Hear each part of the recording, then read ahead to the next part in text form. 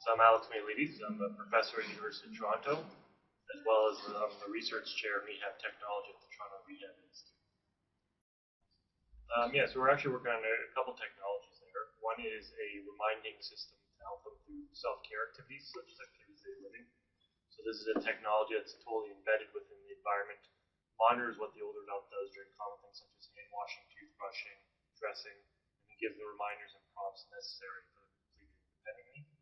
The second one then is around fall detection and emergency response. So this is a new technology where we've eliminated the need for a manual push button to be worn by the person and for them to have to manually remember to activate it when the emergency happens, and it automatically detects what they're doing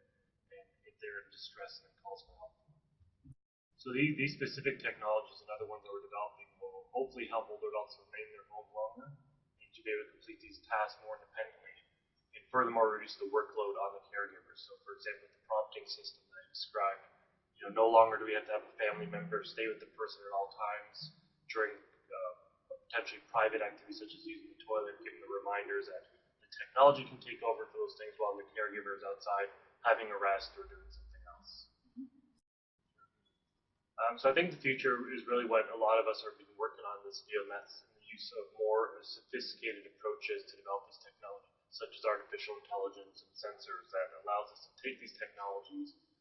remove them from having to be worn on the person, embed them into the person's environment, hide the sensors, hide all the technology,